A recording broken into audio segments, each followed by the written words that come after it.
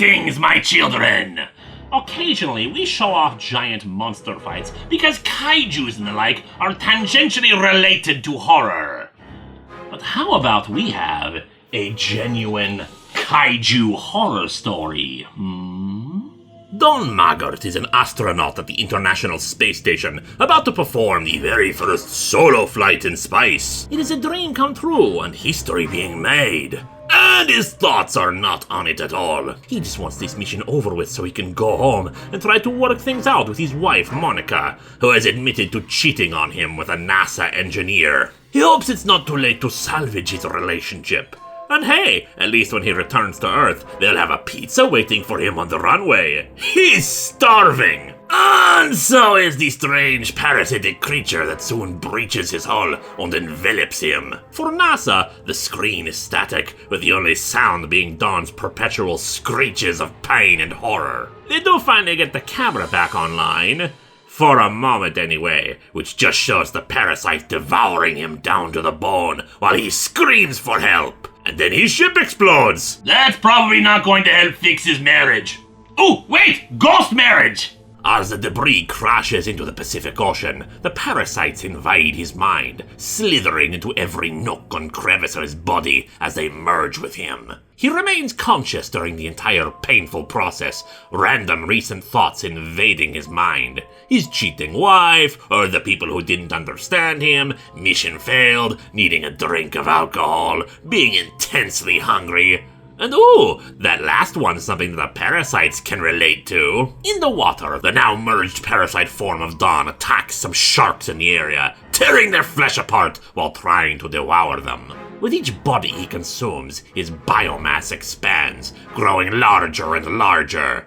And more food is supplied when a rescue team arrives to try to recover the remains, and is in turn consumed by the monster Don. Bullets do nothing to stop the giant monster. Don merely tosses the helicopters shooting at him around like they were toys. General Gorgos of the US military takes charge of the situation, learning from NASA that, based on the footage and monitoring equipment that Don had on him, that the creature apparently is Don. He travels to the island that the monster is approaching, two local children also spotting its arrival. The two boys end up running into the general as the army arrives, taking them with him after hearing that their parents have likely been killed at the dock that the monster is attacking. The monster marches through the island, destroying buildings and eating people as it goes, displaying enough limited intelligence to speak in broken words. Monica is summoned to the island as well, hoping that the presence of Don's wife will calm him. Meanwhile, General Gorgos apparently decided to take the two children back to the mainland, on straight to Area 51.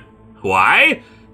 He just feels responsible for their well-being. He brings them to see Dr. Fenstermacher, a former Nazi scientist who was retrieved from the Third Reich when he was only 19. He's been working for the US government since then, specifically in robotics. In the meantime, Don has made it to the mainland himself and begins wrecking Los Angeles. Takes a moment to look at himself in the reflection of some windows, some brief humanity shining through, before he smashes it in anger. As for the former Nazi, he has been building a giant robot. Why? Why the hell not?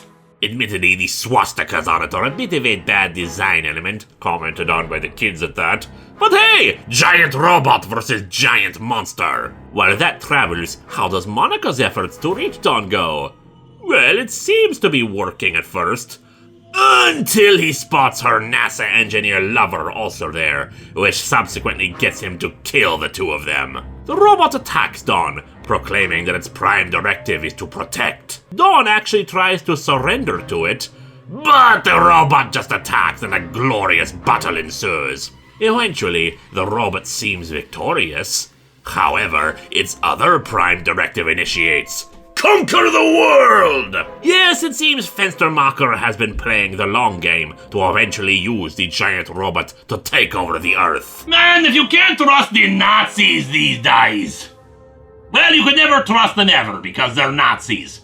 The kids knock out Fenstermacher and smash the robot's controls, which causes the robot to malfunction enough for Don to return to the fight and destroy it, collapsing afterwards himself. Gorgos even gives him a salute for his actions. Giant Monster combines the best elements of horror and kaiju movies, my children.